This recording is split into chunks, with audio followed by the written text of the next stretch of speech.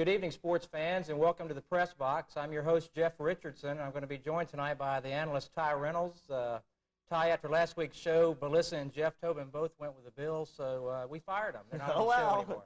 You know, with Melissa, I could understand her New York ties and picking Buffalo.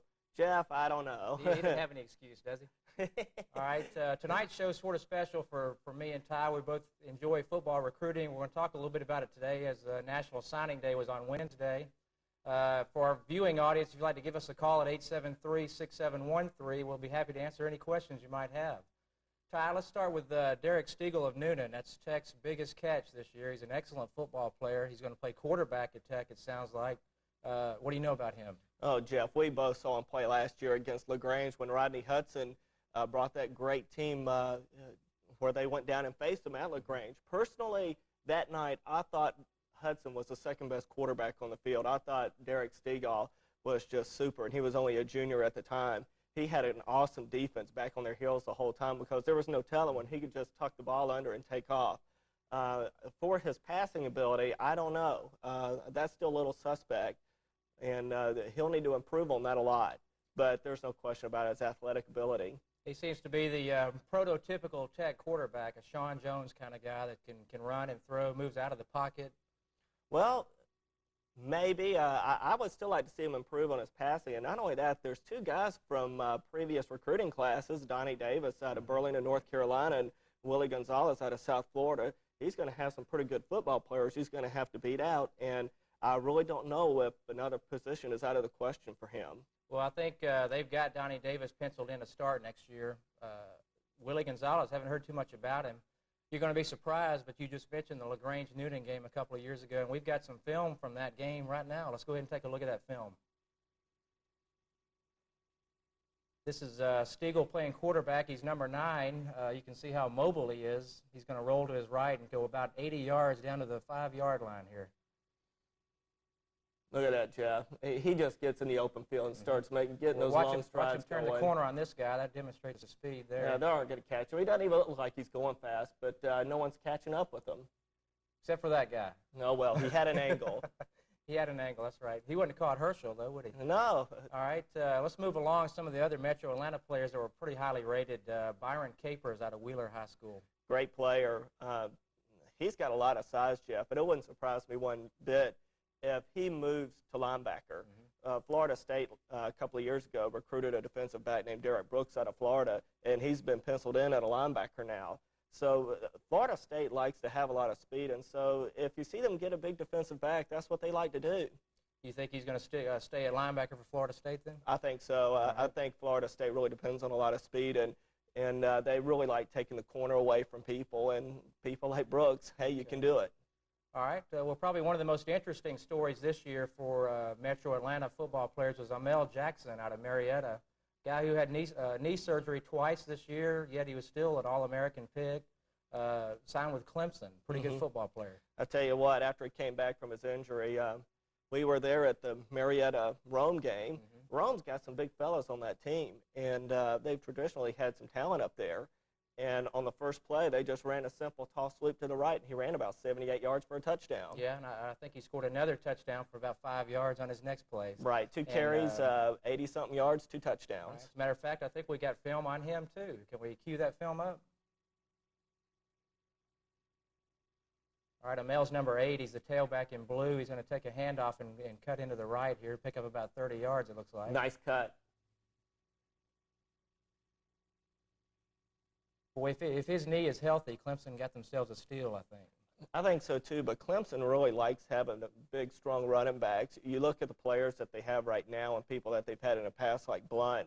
I don't know if he's still there or not, where they're about 6'1", 6'2", 195 to 205 pounds, because they really like to play smash-mouth football and run between those big tackles that they recruit. So it'll be really interesting to see how they use them out. I think they'll run them on a lot of toss sweeps. Okay. And we've also got DeKalb County's all-time leading rusher, T.J. Johnson, signed with Georgia Tech. They were very happy to put his name on paper. I don't think there's any doubt about that. Someone coming out of Atlanta with with statistics like that. TJ, though, I think had a lot of help. Some of those big bruising linemen over there at Lakeside High School, were pretty awesome-looking specimens, and Phil Lindsay does really a good job with them. To bring back a name, Boris Oden, who's a lineman up at Penn State, was recruited last year off of that team. Well, they've also got a guy named Todd Stevenson, who oddly enough, as of today, hadn't signed anywhere, but this guy's a pretty big catch. I don't think there's any doubt about that. A big blocking tight end and a great student as well. Thought he might be headed for Stanford or something. We do have some film on T.J. Johnson. If you guys want to cue that up in the back, we'll take a look at it. T.J.'s number 18 here. He's a tailback with the purple breeches on. Ty, you may remember this ball game here. We'll see the guy, the linebacker from Dunwood. He's going to follow him down the sideline here. This is, was that Miller? Andre Miller? Andre Miller. Look at that.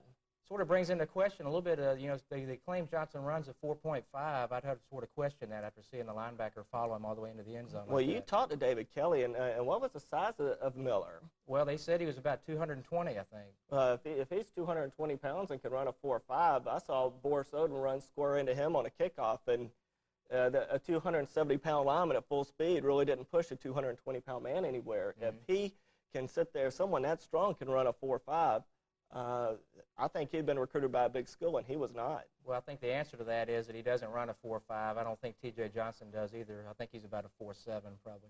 I think you're right. All right. Let's move on. Let's talk a little bit about Georgia's class. There was a little bit of disappointment earlier this week. The Bulldogs didn't close on some big players like they usually do. Ty, what's your opinion? Well, certainly you'd like to have Parade All-American Kevin Long. You'd like to have Parade All-American Trevor Price, and you'd like to have Andre Cooper. Wasn't he a Parade All-American? Yes, he was. You would like to get those players, but when you recruit those type of players, there's going to be other great football programs that are going to come after them as hard as you do. And it just so happens that Georgia came up on the short end of those guys. It just so happens Florida State came after them real hard this year. They had the best recruiting class that I think I've ever seen since I've been following recruiting. I think you're right. Not only that, they got themselves a kicker, but one selling point that Florida State really had was they had a lot of seniors on that club. If you sit there and look at their roster, a lot of seniors, plus Marvin Jones leaving. And, boy, did they get some good linebackers. Oh, they got some great ones. Who did they get? Bush. Where was he out of? Darrell Bush out of Lake Brantley, I think. And then you got Sam Coward out of Jacksonville. Alabama wanted him badly. They wanted him really bad. And Florida State came away with the prize again. Alabama sort of got jilted at the altar, somewhat similar to Georgia. Auburn stole a couple of their big recruits this weekend. They were really hoping to get Willie Anderson on their offensive line. He was the top offensive lineman in the South, rated by a lot of people. And to go with Chris Jordan, another big tackle, and Joel Holiday, Alabama would have been looking really pretty there on the offensive line. As a matter of fact, I think those 5 guys visited Alabama the same weekend and all posed for a picture. And this was supposed to be the Alabama's line for the next 4 years, and now they're missing one piece of that. Well, also they're missing Jesse McCovery, who'd been a pretty good tight end to have over there as well. All right, well, let's get back to Georgia and talk about the class that I personally feel is a pretty solid class. We need a defensive lineman and defensive backs. And they got 6 of each. So. Right, and those guys are good players. And you win, I think, with the past season, we've shown, or college football has shown with Alabama, that you win with defense. Not only that, Miami had a great defense. And here's Jake Fleming, who Forrest Davis called a sleeper. I don't see how he could have been a sleeper, someone that big down in Edison, Georgia. Well, I think Forrest has a lot of sleepers. And Damian Carson from the Northwest Georgia area, Calhoun. And Auburn wanted him really badly, and Fleming and Carson really performed well at Auburn camps. These guys, we mentioned a couple of high school linemen. Georgia did sign the #1 defensive line prospect in the nation, and that was Matt Storm out of junior college. Right, out of Walla Walla, Washington, and they're really looking at him to step in and do some big things. Didn't you hear someone say that he was around 300 pounds now, didn't have an ounce of fat on all the list, he's shown as 270 pounds, but I have it on good word from Athens that he's closer to 300 pounds, and they expect him to step in and start at defensive tackle next year. So, one player that we do have some film on that Georgia signed is Ronald Bailey, the cornerback out of Charlton County. He's about 6 foot, 180 pounds, great speed, about 4'4", and if you guys want to cue that tape up, let's go ahead and take a look at him. He's playing quarterback here for Folkestone. I think he's going to have a quarterback keeper rolling to the left, and here he comes. You can watch this guy's speed right here, Ty. I don't think anyone's going to catch him. Well, I think another wait guy's, a minute. One guy's guy got looks like he may get him. Guy's got an angle on him there. Touchdown. But he's coming to Athens. He's going to play cornerback probably. Obviously, probably be redshirted next year. I don't think we need him. We've got a couple of guys stacked up. Not only that, that's a smart kid. He'll learn the defense pretty quickly. Okay. Take a time out while we're talking here and go ahead and give the phone number out. It's 873-6713. And if you have any questions about recruiting or football in general, give us a call, and we'll be happy to take it. So, all right, we just finished talking about Ronald Bailey, the cornerbacks. We got a couple of linebackers. One of them was a prep All-American named D.J. Johnson out of Memphis. 6'1", 6'2" kid, about 235, 240 pounds, runs a 4.6. And the quality of high school football there in Memphis is very good. That Alabama got a great running back out of the Memphis area, Alexander, who may play this year for them. But D.J. Johnson is a parade All-American and was wanted by a lot of schools, and Tennessee made a late rush on him to try and keep him in the state. Memphis seems to be some heavy-duty recruiting grounds for Georgia. They've gotten a lot of ball players out of there. Yeah, I think that's turning into a little bit of a hotbed. Bernard Williams, starting left tackle, is from Memphis. You got Mario Nolan coming in from GMC. He's from Memphis. Derek Smith. And Damon Ward. Damon Ward, that's right. All right, I think we have a phone call. Let's go ahead and caller, you're on the air. Hello, do you have a question? Yeah, I do. What I wanted to ask about was Georgia Southern's recruiting year because they're Division I AA, they haven't been followed very much on TV and stuff, and I just want to know how their recruiting class rated. Okay, well, I'm afraid we haven't followed them too much either, to be honest. Ty, do you have any input there? Well, the thing with Georgia Southern is that, unfortunately, it's just this way for Division I AA schools where they basically have to wait to see what's left over after the Division I schools sign everyone. And there still may be some kids holding out, waiting to get their 700 test scores in to sign with one of the big schools. And again, it's just a long waiting period for the smaller institutions. Well, I think you're right. They do have to sort of take from the leftovers, and that's not to put them down any, but that's just the way college football is. All of the Division I schools are going to take the blue-chip athletes, and I AA and the teams below them have to wait around to see who doesn't sign, and you'll probably see some guys going to Georgia Southern next week, I would think. I agree. All right, before we get off of recruiting, I do have tape of another player I'm going to show you, Ty. It's a guy named Paul Pickett out of LaGrange High School, defending national champs from the previous year. They didn't win it this year, but this guy's a pretty good player. He's a defensive lineman. He's going to Alabama. He's about 225 pounds. They'll probably have to put some weight on him to make him a star, but let's go ahead and take a look at that film there. Jeff, this is number 59. He's going to get a sack here in this, I think. This is another smart kid who I think may be able to play a couple of positions. It wouldn't surprise me one bit to see Alabama try and make a tight end out of him. I don't know if he has the speed to play defense for him. Well, I've also heard that they may try to make a center out of him, put about 20, 30 pounds and make a center. Hey, well, I don't see anything wrong with that if they can put the weight on him, if it doesn't slow him down any. Okay. I think we have another phone call. Caller, you're on the air. Hello? Go ahead. Do you have a question? Oh, yes, I do. I had two questions, as a matter of fact. Okay, one of my questions is about Eric Zaire, the quarterback at Georgia. I just want to know, do you guys think that he's progressing and he's where, well, in other words, is he meeting his expectations? That's the first question, and I'm going to hang up. But the second question I want to ask you was, I was listening to this new sports show that comes on, with the Larry Musk was coming on. It's another channel and everything. It's not WSB. But it comes on at night, and I remember he had this guy who was on there, and he was talking about, hot recruits, the top recruits going to be coming out across the country. And he mentioned about this one guy somewhere down in Florida. He's 6'3". He plays defensive back and wide receiver, and he runs a 4.140. I want to know if you know anything about this guy and everything. And I'm going to hang up and watch this on television. All right. Thank you. Thanks for the call, and keep watching. I think he's probably referring to Jamie German out of Fort Lauderdale area. Well, if he's talking about someone who runs a 4.1, I won't believe that until I see it, but that would be the fastest player, and that's Jamie German, and he's going to Miami. He's been compared favorably with Deion Sanders. He's just blazingly fast, a great athlete. A little bit taller. All right, and the previous question was what now? The expectations of Zaire. I think the expectations have been there. He had a great freshman season, and I think his freshman season was so good and taking this 4-17 to a 9-3 record really raised everyone's expectations up a little bit higher. He only threw 4 interceptions his freshman year. The second year, he threw, wasn't it 11, Jeff?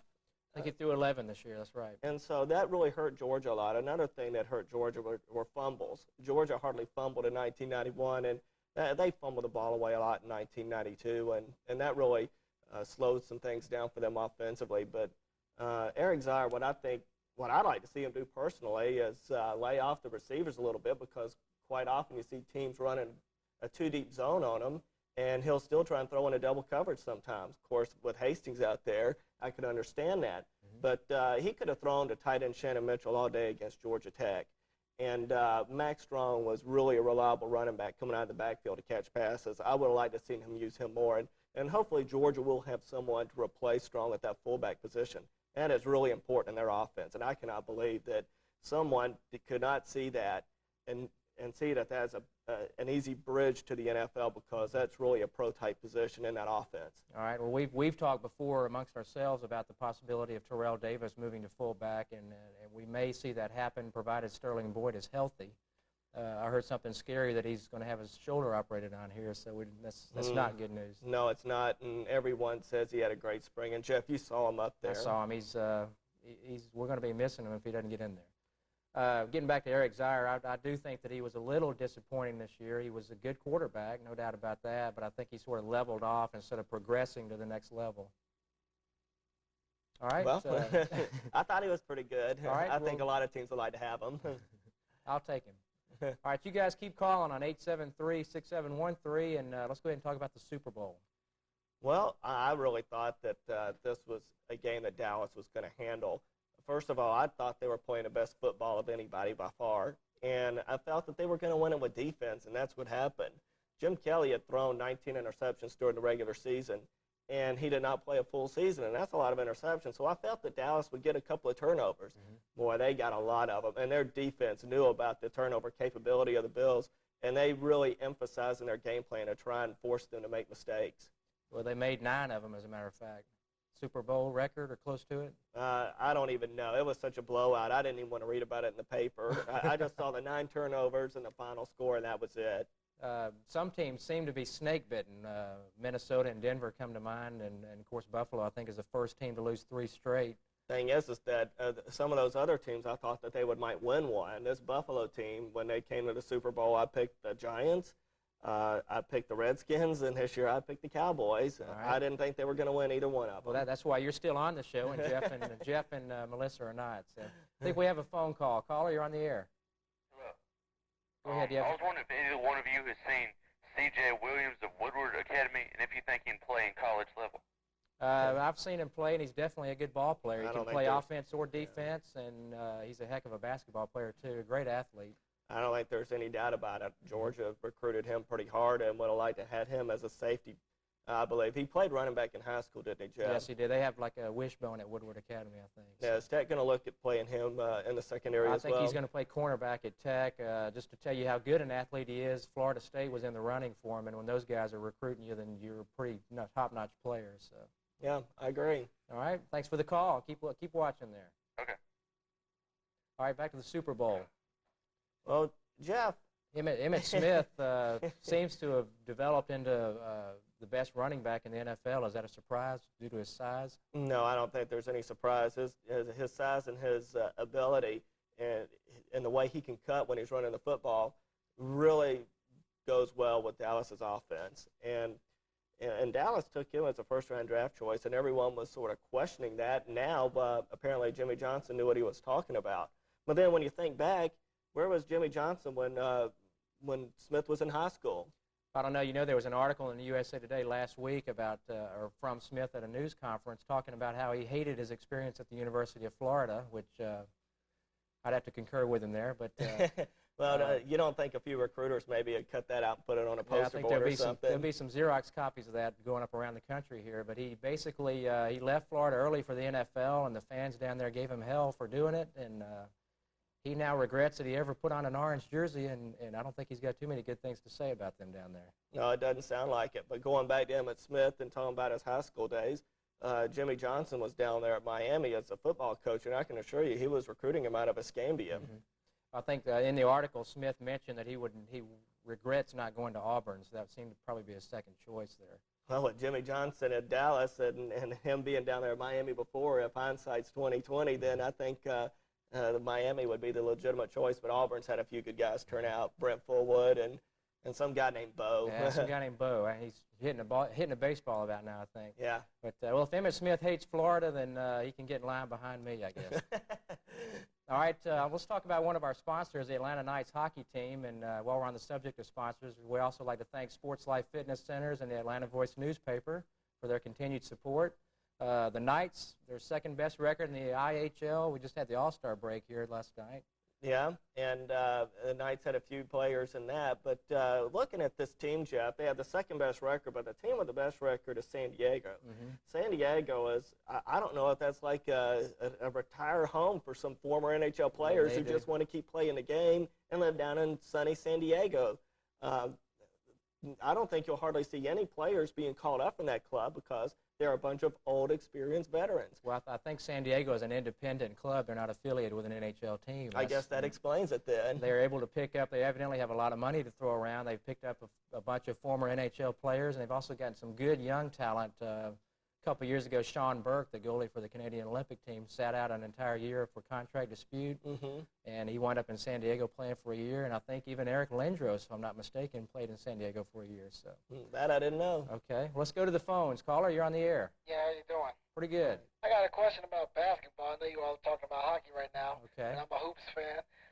If the season were to end today, do you think Barkley should be the MVP of the league, or do you think it should go to Jordan as it always does, or maybe even Shaquille? I'm sort of leaning towards Barkley because he just turned that whole team around.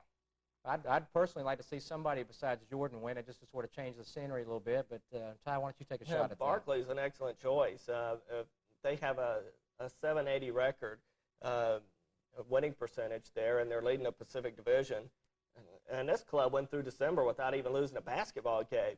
Charles Barkley is certainly a legitimate choice for that. I mean, he brought Phoenix up to another level. All right, I have just one more question. What do you all think about the expectations of Orlando in the years to come? That's a good question. And right now they're around a 500 club. And I really don't think that, even though I think the Nets are behind the next 3.5 games and the Nets are something like 5.5 back, I really don't see anyone catching that Knicks club. Orlando, that is really an interesting team, and as Shaquille goes, they go. But apparently they need a little depth there. Scott Skiles, I saw him play on that club this year with Dennis Scott, and they just came in and creamed the Hawks. And there's a good nucleus or a good foundation there, but I think they're going to need a little more depth on that team. All right, thanks very much. But I just want to say you all know when playoff time starts, that's when whoever's the hot team always wins in the end. I heard that. All right. Thanks for the call. Keep watching. Ty, back onto the Knights. We were talking about the fact that they do have the second best record in the IHL. Tampa Bay, the parent club, is going ahead. They're going to count themselves out of the NHL playoff race, and they're going to send some good hockey players down to the Knights. So we might actually have a shot at taking a crown here. Hey, it's NHL experience. There's no telling how valuable that is for a young club like this. The Knights have a lot of young players, and if you get a few veterans with them and get some good goaltending on that team, they may be able to go pretty far. I think anytime you get in the playoffs, goaltending is the key, and the Knights do have two pretty good goalies, including David Lippman, who played in the All-Star game. He was in the All-Star game. All right, let's see. We got, about 3 minutes left. Let's go ahead and move to college basketball. Is it too early to talk about the Final Four? No, I don't think it's too early. It's always fun. I like to talk about the Final Four at the beginning of the year. I think the two best teams right now that are playing the best basketball are Kentucky and Indiana. And Indiana has really done some impressive things. They won at Chrysler Arena against Michigan. They won at Mackey Arena against Purdue. Tomorrow they got another tough test. They're at they're playing at Iowa tomorrow. And that, again, is another big test on the road. If they beat those three teams on the road, I mean, they've just shown America they've beaten their toughest competition on their home floor. Well, it's not easy to go. In the Big Ten, it's not easy to go on the road and win basketball games. Right, and in the SEC, Kentucky is just dominating that league. Well, them and Vanderbilt both. Kentucky's lone loss was at Vanderbilt, but that is just a team that comes after you, 94 feet, pressure, always trapping you, and they have a whole lot of players. Okay. What about your other two? Is Duke perennial Final Four? Good question. I think Duke or Carolina will probably be the number 1 seed in the East. Since the Big East is so down this year, usually the Big East champion from the tournament is the number 1 seed. I don't see that happening this year. I think you'll see one of those two clubs be the number 1 in the East. I think the number 2 team from the ACC will come down and be possibly a number 2 in the Southeast with Kentucky. And I think the Big Ten champion will be number 1 in the Midwest, and possibly a team like Michigan, or if Indiana falls a little bit, if Michigan wins the Big Ten, you may see one of those two clubs go out and be the number 1 seed out west. But there's still a lot of clubs out there out west. There's Arizona and UNLV that could be a number 1 seed out there at the end of the year. There's also Kansas and Cincinnati, and I really don't see too many people in the Bearcats schedule who can beat them, and they're number 4 in the country right now. They may get a number 1 seed as well. But the teams that I really like Indiana and Kentucky, and I like Duke to return because they've been there so many times in a row. And finally, out west, a team like Michigan possibly. Okay. You mentioned UNLV. That's a team that's of some interest to me. I'm not much of a basketball fan, but I know they're a big power. They've got a new coach, Rollie Massimino. Right. Rollie Massimino has shown that he can take a team to the great expectations here. He had an underachieving club of Villanova in 1985 and really pulled miracles in the tournament.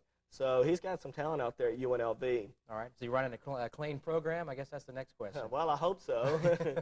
All right. Well, that's looks like our time's up. We've enjoyed it tonight, talking college football recruiting as always. It's a lot of fun for Ty and I.